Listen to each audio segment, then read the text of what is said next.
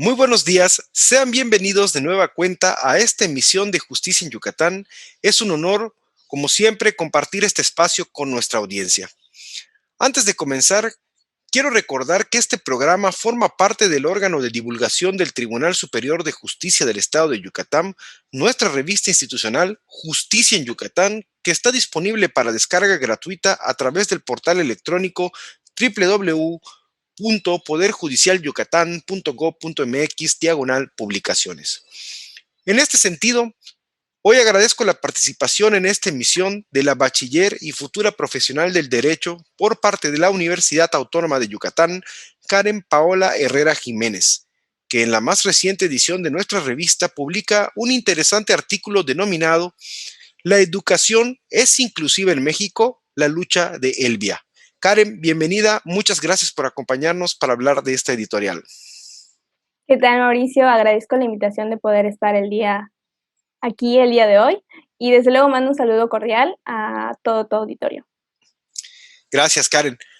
Antes de comenzar, me gustaría señalar que en el artículo mencionado se hace un recuento de un caso particular que, gracias a la protección de la justicia federal, sienta un importante precedente sobre el derecho a la educación, plasmado en el artículo 3 de la Constitución Política de los Estados Unidos Mexicanos, mismo que establece que toda persona tiene derecho a la educación y corresponde al Estado su rectoría e impartición, siendo esta obligatoria, universal, inclusiva, pública, gratuita y laica. Una vez señalado esto, ahora sí, te pido, Karen, por favor, cuéntale a nuestra audiencia quién es Elvia y cuáles son los antecedentes de este caso. Bueno, en primer lugar, la estudiante a la que haces mención, la cual le pondremos el nombre de Elvia, pues se le modificó el nombre para proteger su identidad. Es una niña de talla baja con dificultades de movilidad y emprendió una batalla legal contra la escuela en la que estudia para hacer valer su derecho de acceso a la educación sin poner en peligro su salud. Hay que hacer mucho hincapié en que las personas con discapacidad están en una constante lucha por la garantía de sus derechos. Esto debido a que se les deja apartada desde hace muchísimo tiempo y son víctimas de actos discriminatorios. Es por todo esto que el 26 de septiembre de hace 2 años, es decir, en 2019, Elvia y su mamá interpusieron una demanda de amparo en contra de la USAER, la Unidad de Servicios de Apoyo a la Educación Regular, y a la CEGEI, Secretaría de Educación del Estado de Yucatán. Esto por violar su derecho a la no discriminación por razón de discapacidad. Los abogados de Elvia resaltaron que cuando la CEGEI impugnó la sentencia del tribunal colegiado, porque sí hubo una sentencia, la cual versaba en el sentido de que la escuela instalara una infraestructura adecuada para que la niña tenga esta educación. Y cuando hubo esta impugnación, los abogados dijeron que mediante un recurso de revisión se solicitó que se enviara el expediente a la Suprema Corte de Justicia de la Nación. Ahí es en donde la ministra Margarita Ríos Farjat aceptó tomar el expediente con la intención de hacer una clara diferencia entre un diseño universal de infraestructura para incluir a las personas con discapacidad en concordancia con las necesidades de cada persona y de lo que dice nuestra Constitución acerca de la educación inclusiva. La educación inclusiva busca la atención de poblaciones educativas diversas, no solo de niñas y niños con barreras de aprendizaje, ya sea con alguna discapacidad física, conductual o intelectual. También pretende evitar el aislamiento y la exclusión de estas personas en nuestra sociedad, tanto dentro o fuera de una escuela.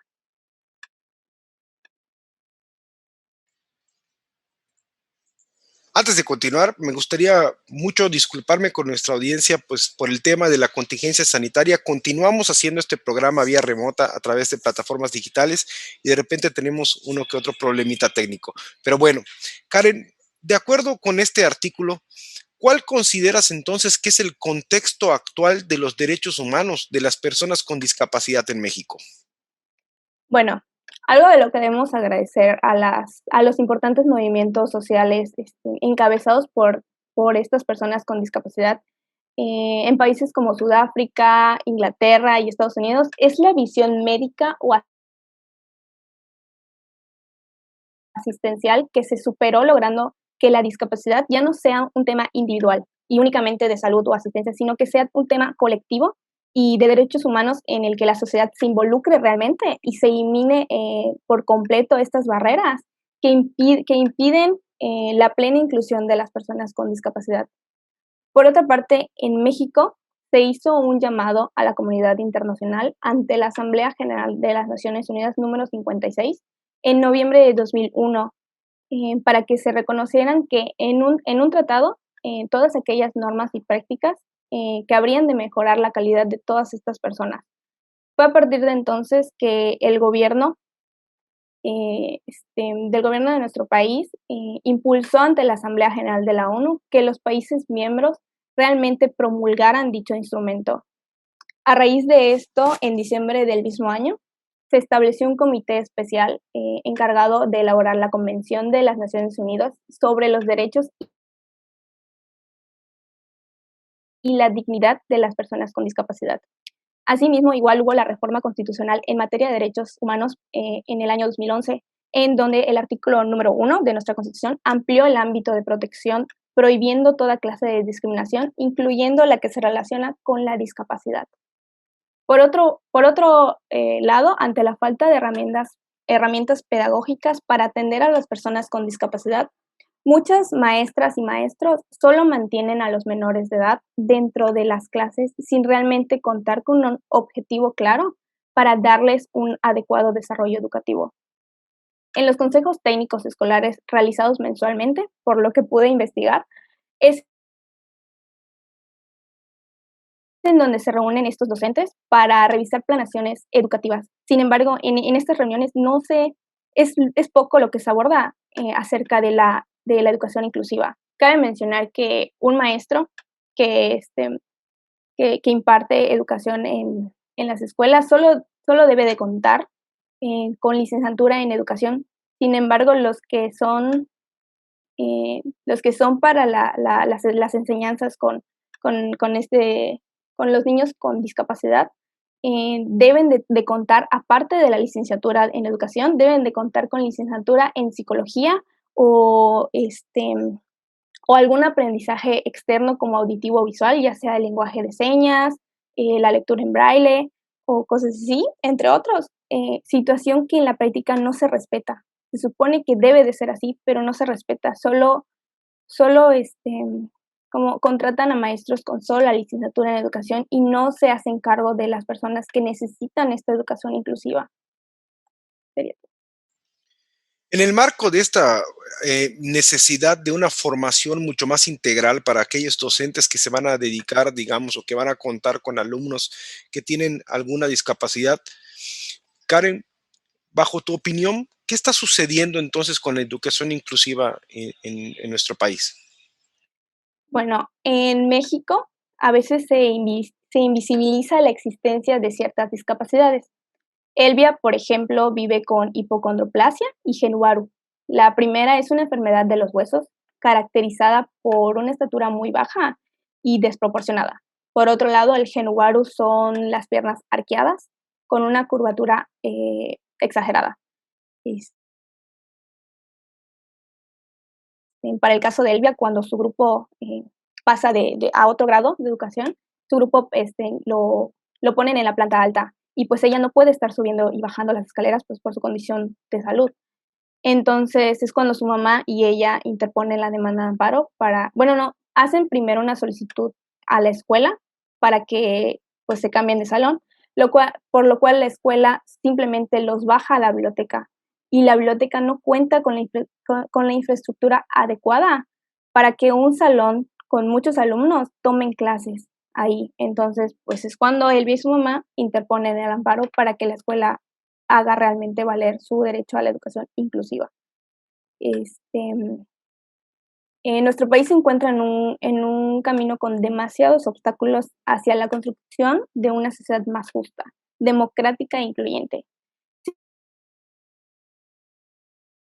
Seguimos encontrando políticas inacabadas, incongruentes, hay muchas barreras estructurales, leyes obsoletas o leyes que sí existen, pero no les hacen la suficiente importancia ni relevancia para este tipo de casos.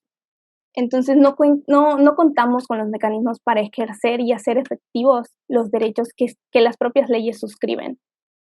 Pareciera que el camino a la educación inclusiva en ocasiones no es muy claro y son relativamente recientes los documentos que se han generado para esclarecer todo tipo de información y cómo se puede construir centros educativos con una filosofía de educación inclusiva y con la infraestructura adecuada. Entonces, ¿por qué es tan importante el caso de Elvia en el marco de los derechos de las personas con discapacidad? Es importante porque el 14 de octubre del año pasado, en 2020, la Suprema Corte de Justicia de la Nación decidió atraer el amparo del caso de la menor. Los abogados de la menor señalan que se podría emitir una sentencia histórica en muchos sentidos. Primero, porque sería la primera vez que el máximo tribunal del país se pronuncie sobre discriminación hacia personas de talla baja como grupo excluido. Segundo, porque podría desarrollarse por primera vez la responsabilidad en materia de arquitectura e infraestructura educativa para garantizar el derecho a la educación de personas con discapacidad. Y tercero, porque podría establecer parámetros para discernir cuando la autoridad intente disfrazar el cumplimiento de las medidas cautelares o de las sentencias ordenadas durante un juicio como supuesto intento voluntario de reparar a la víctima, que es la famosa indemnización. Y así que sí, que la Suprema Corte de Justicia de la Nación haya volteado a ver este caso y le haya dado la debida importancia es un gran paso para eliminar las barreras de la educación inclusiva. Como mencionas, sin duda es un tema que es jurídicamente muy interesante, al que hay que prestarle seguimiento y que, como hemos dicho, sienta un importante precedente en materia de obligaciones de las instituciones educativas para garantizar la inclusividad como principio en el derecho a la educación. Karen, ¿alguna conclusión? Bueno, el caso de Elvia no es el único en su tipo, pero desgraciadamente no todas las personas que son discriminadas por razones de discapacidad en planteles educativos pueden acceder a un juicio de amparo o tienen la adecuada asesoría legal que todo esto conlleva. Y pues que se resuelva este caso tendría importantes efectos simbólicos. Bueno, pues se nos va el tiempo. Quiero agradecerle a Karen Herrera por acompañarnos en esta emisión, recordándole a la audiencia que podrá encontrar este interesante artículo en el micrositio www.poderjudicialyucatán.gov.mx/publicaciones en la edición número 65 de la revista Justicia en Yucatán, que además es la más reciente. Antes de despedirnos, invitarles a que nos sigan a través de nuestro canal de YouTube y nuestro podcast en Spotify, que pueden encontrar con la leyenda Justicia en Yucatán. Muchas gracias por acompañarnos. Muchas gracias, Karen. Nos escuchamos a la próxima.